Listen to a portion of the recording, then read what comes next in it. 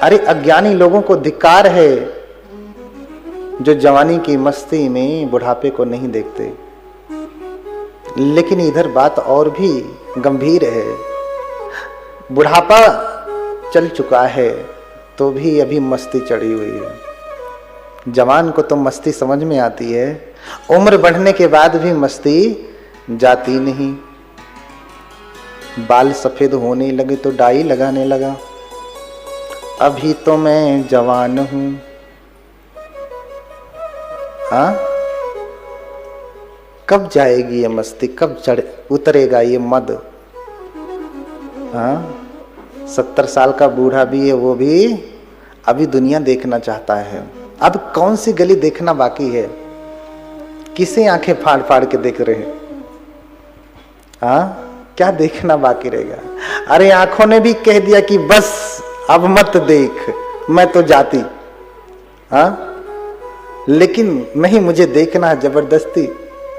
Operation करा के, दवाई करा के, चश्मा लगा के देखना ही है। सब कुछ कह रहा है कि बस सब बहुत हो गया, लेकिन आपका मन कह रहा है कि नहीं, अभी और, अभी और, अभी और। हाँ, तो कब तक ये चलेगा अभी और।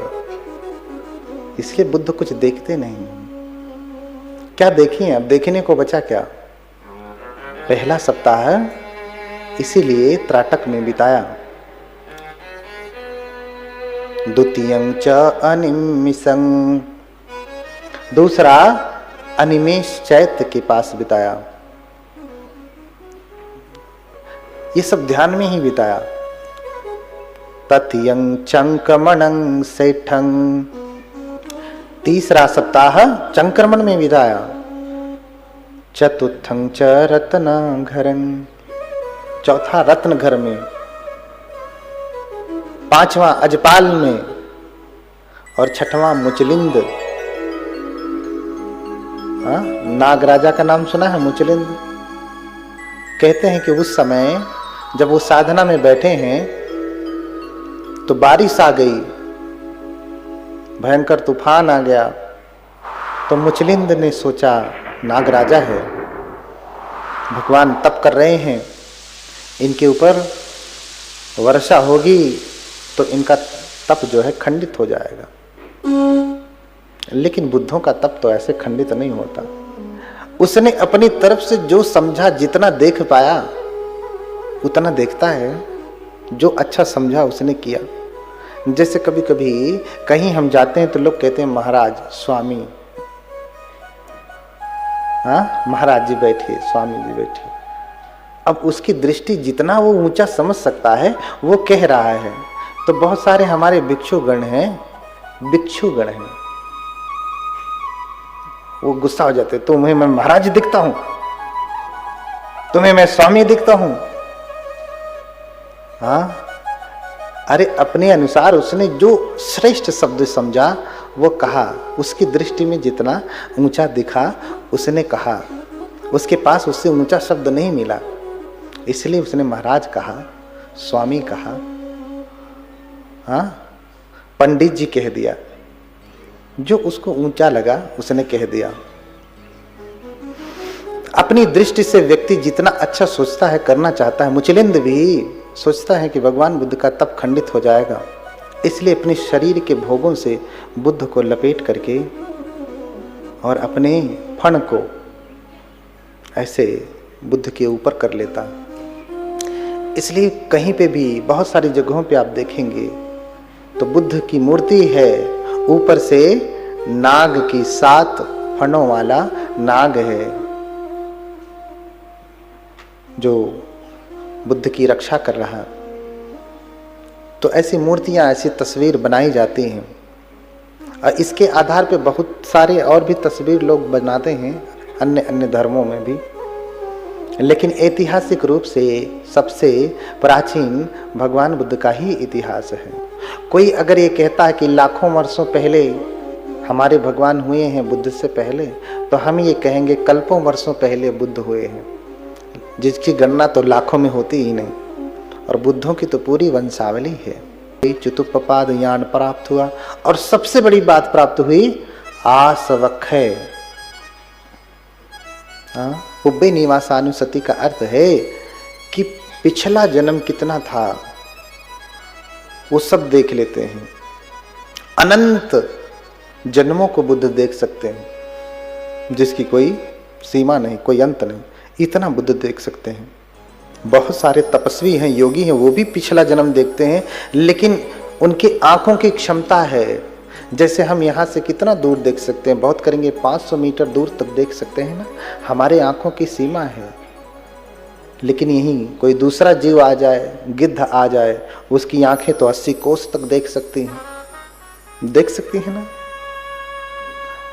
बुद्ध के ज्ञान का चक्षु इतना तीव्र है कि अनंत जन्मों को देख सकते हैं, पीछे भी और होने वाले। जो तुप्पपादयान, क्या कर्म करने से व्यक्ति क्या होता है, ये भी बुद्ध देख लेते हैं। तो ये दोनों अद्भुत ज्ञान बुद्ध के पास हैं। अनंत जन्मों तक पीछे देख सकते हैं। इसलिए जब ज्ञान प्राप्त हुआ तो उन्होंने अपना देखा कि मैं कितने समय से भटक रहा था। देखने के बाद सहसा ही उनके मुख से उदान निकला।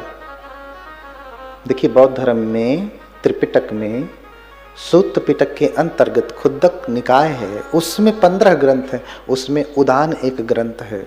उदान किसे कहते हैं? सहसा भगवान बुद्ध के मुख से कुछ धर्म का वचन निकल जाता है, उसे उदान कहते हैं, अटरेंस कहते हैं। अचानक से निकल जाता है। तो अचानक से निकला। जब पिछला जन्म देखा अपना, तो उन्होंने क्या देखा कि अनेक जाति संसारम संधा विषम मणि विषम गहकार कंगवे संतो दुखा जाति पुनः पुनम गहकार कंग दिठोसी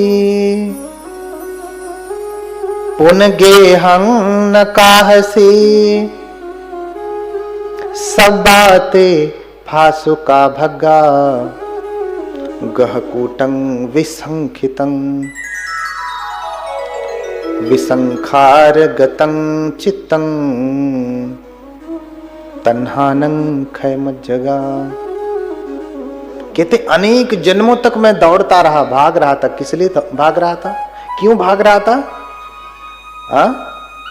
पुनरपि जन्मम पुनरपि मरणम पुनरपि जननी जठरे शयनम। बार बार जन्म होता है, बार बार मरता है व्यक्ति, बार बार मां के गर्भ में पड़ता है।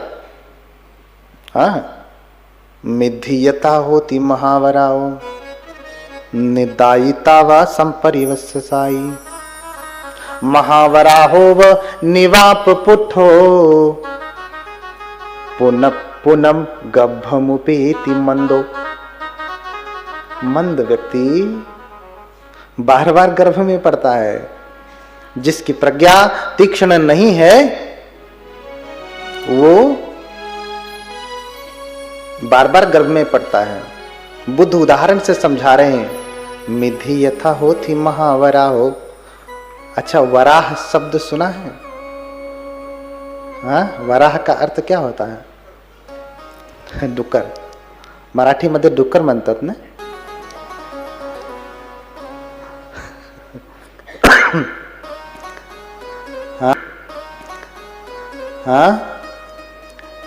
जैसे दाना खा करके पले मोटे सुअर की भांति जब खा लेता है ना, वरा हो खा लेता है तो सोता है, दिन भर सोता है।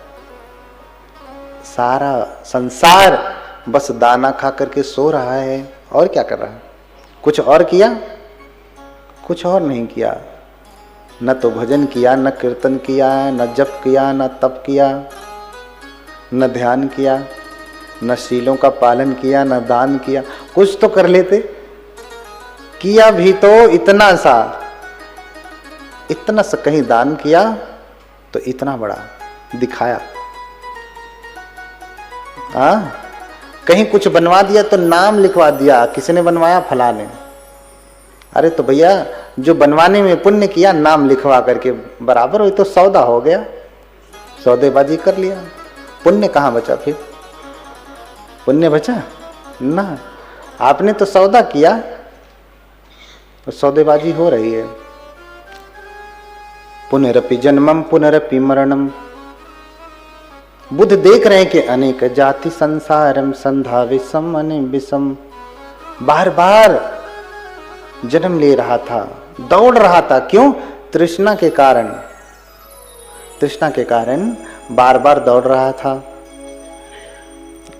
लेकिन अब घर कौन बना रहा था? ये तृष्णा। तृष्णा की वजह से ही मैं उलझा हुआ था। ये पूरा संसार उलझा हुआ है। बाद में बुद्ध से किसी ने आकर के पूछा, एक देवता ने जटा सूत्र में, अंतो जटा बहि जटा जटाय जटिता पजा पंक्तं गोतम पुच्छामि को इमं विजटय जटं। भीतर भी जटा है, बाहर भी जटा है। कौन सी जटा? ये जो बांधते हैं ये नहीं। जटा का अर्थ है तृष्णा। अंदर भी तृष्णा है, बाहर देखो तो बाहर में भी तृष्णा ही है।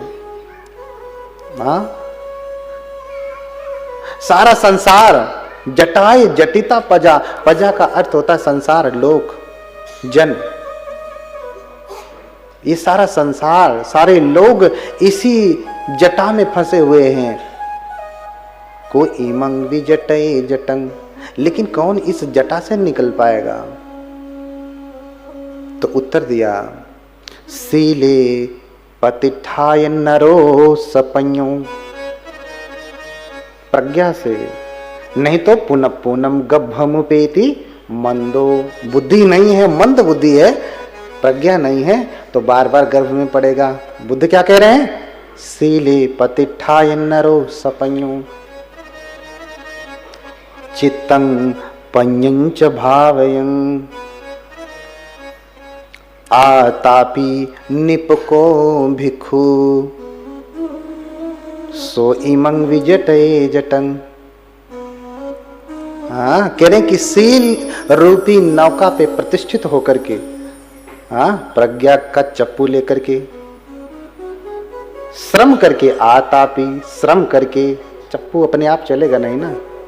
हाँ, राफ्ट जिसको बोलते हैं, पतवार हो, वो अपने से तो चलेगा नहीं, उसके लिए तप करना पड़ेगा, मेहनत करना पड़ेगा। हाँ, यानी ध्यान करना पड़ेगा, साधना करनी पड़ेगी। आतापी निपको भिक्षु। और जो मेहनत करेगा, तप करेगा, वही निपुण भिक्षु ही सो इमं विजटय जटं। वही इस जटा को काट पाएगा, नहीं तो ये जटा बढ़ती जाएगी, बहुत बड़ी हो जाएगी। और जटा जितनी बढ़ती है उतना अच्छा लगता है ना? नहीं अच्छा लगता। आपकी जटाएं यहाँ घुटनों तक आ जाए तो अच्छा लगता है ना? और ये लौकिक जटा भी जितनी बढ़ जाए, खूब धन दौलत बढ़ जाए तो भी अच्छा ही लगता है ना। जटा चाहे ये हो, जटा चाहे ये हो, जो भी बढ़ता है अच्छा लगता है। क्यों? क्योंकि यहाँ भी जटा ही है, आग है यहाँ पे। आग में आग पड़ती है तो आग का स्वरूप बढ़ता है। आग में घी डाला जाए तो और भी बढ़ने लगता है। तो ये सब चीजें हमारे भीतर की आग को बढ़ाते हैं, जटा को बढ़ाती हैं, तृष्णा को बढ़ाती हैं। इसलिए बुद्ध सब राजपाट छोड़ करके कहाँ जाते हैं? जंगल में जाते हैं। अरे घर में बैठे रहने से बुद्ध हो जाते तो बैठे रहते। या घर में रहना उतना पुण्य कारक हो जाता तो वापस फिर आ जाते घर में ज्ञान प्राप्ति के बाद। इसलिए कहा संवाद हो घरावासो अभोकासो पवज्जा।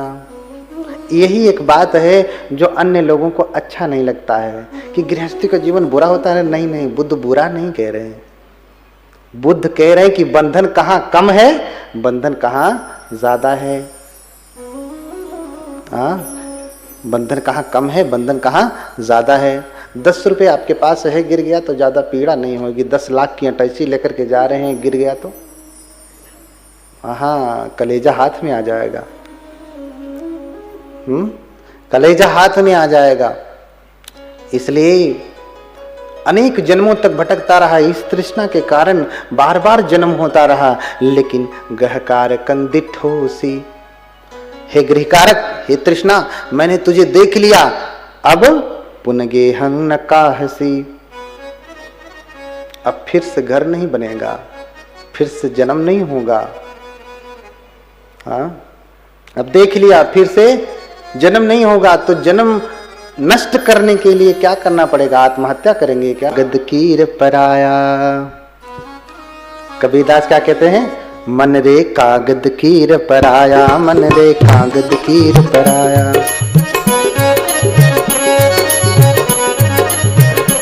मन रे कागद कीर पराया, मन रे कागद कीर पराया, मन रे कागद कीर पराया। अपनी प्रॉपर्टी किसके नाम कर दिया?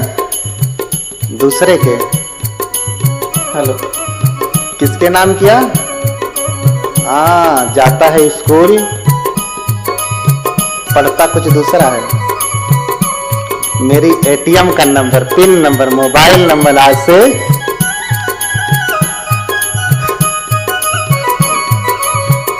मन रे कागज कीर पराया, मन रे कागज कीर पराया, मन रे कागज कीर पराया। कहाँ गयो व्यवहार तुम्हारे, कहाँ गयो व्यवहार तुम्हारे, कहाँ गयो व्यवहार तुम्हारे, दिन दिन बरत सवाया। मन रे कागज कीर पराया, मन रे कागज कीर पराया, मन रे कागज कीर पराया।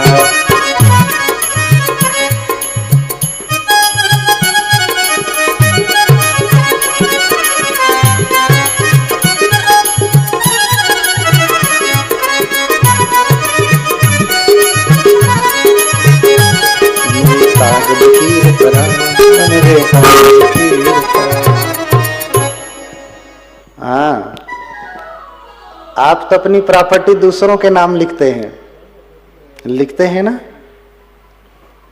हाँ, अपना, अपनी जिंदगी, अपना जीवन किसी और के नाम लिखते हैं। वो हंसाए तो हंसे, वो रुलाए तो रोए।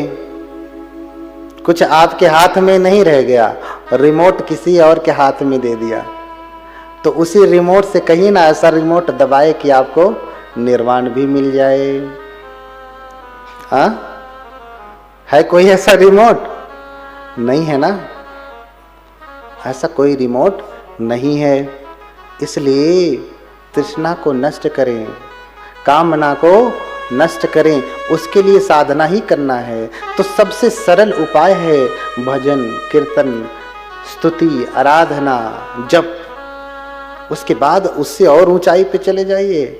पीएचडी करना हो तो लगिए साधना में। फिर अभी तो प्राइमरी, अब LKG, UKG, फिर कक्षा 1, 2, 3, तब यहाँ से शुरू करेंगे ना, कि सीधे पीएचडी करना चाहते हैं। बहुत लोग सीधे पीएचडी कर रहे हैं, बहुत लाभ नहीं होने वाला। बड़े बड़े आचार्य हो गए हैं साधना कर करके, लेकिन अर्हत नहीं हुए। क्यों? क्योंकि सीधे पीएचडी कर रहे हैं ना। सीधे पीएचडी नहीं होती, पहले यहीं से शुरू होता है। तो गहकार कंदिठोसी, पुन गेहं न काहसी।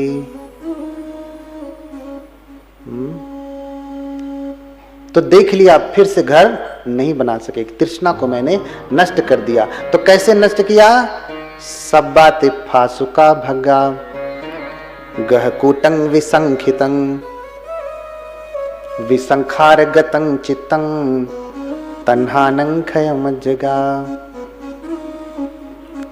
तो जितनी भी कड़ियां थी सब तोड़ दिया, सब गिरा दिया। जैसे ये ऑडिटोरियम है ना, ये छत है ना, अगर इसके ये सब पिलर गिरा दिए जाएं तो ये छत बनी रहेगी? नहीं ना, छत तो अपने आप गिर जाएगी। आपको छत नहीं गिराना है, क्या गिराना है? पिलर गिराना है। पिलर गिरा दीजिए, छत अपने आप गिर जाएगा। संसार नहीं गिराना है, आपको क्या गिराना है? तृष्णा। तो बार बार अपने आप ही संसार में आना जाना आपका निरुद्ध हो जाएगा। इसलिए पिलर गिराएं, तृष्णा को नष्ट करें। इसके लिए हमेशा उन भगवान का स्मरण करें। हाँ, नित्यम च नित्यम जीनम स्मरामि, याद है ना? तो तब से कितने लोगों ने भगवान को स्मरण किया? हाथ उठाएं जरा। हाँ, ईमानदारी से हाथ उठाएं, कितने लोगों ने किया?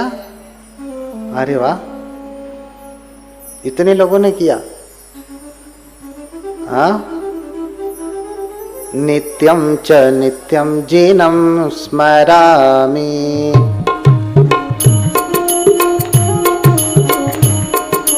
नित्यं च नित्यं जीनं स्मरामि, नित्यं च नित्यं जीनं स्मरामि, नित्यं च शोचामि जिनस्य दर्शनं, नित्यं च शोचामि दर्शनार्थं, नित्यं च शोचामि जिनस्य दर्शनं, नित्यं च शोचामि नित्यं च नित्यं प्रणिधिं करोमि, नित्यं च नित्यं प्रणिधिं करोमि। क्या करेंगे हर दिन? नित्यं च नित्यं प्रणिधिं करोमि, नित्यं च नित्यं प्रणिधिं करोमि, संबुद्ध पूजा च दर्शनार्थं, संबुद्ध पूजा च दर्शनार्थं, संबुद्ध पूजा च दर्शनार्थं। हाँ, नित्यम च नित्यम जीनम स्मरामि, ये बात हमेशा याद रखिए। यही है LKG UKG, पर धीरे धीरे जाएंगे। सीधे PhD मत करिए, फिर लाभ नहीं मिलेगा। कहेंगे अरे इतनी साधना करते हैं, हमारा मन ही एकाग्र नहीं होता। बहुत सारे लोग आनापान सती करते हैं, आपका मन एकाग्र हो जाता है? ईमानदारी से कहिए। 1 घंटा बैठते हैं तो 1 घंटे में कितने मिनट के लिए? 60 मिनट में कितने मिनट के लिए आपका मन एकाग्र रहता है कंटिन्यू? 5 मिनट अधिकतम जाता होगा, 10 मिनट जाता होगा, लेकिन पूरा 1 घंटा एकाग्र कर पाना बड़ा कठिन हो जाता है। क्यों? क्योंकि सीधे आप ऊपर छलांग लगा के चलते हैं।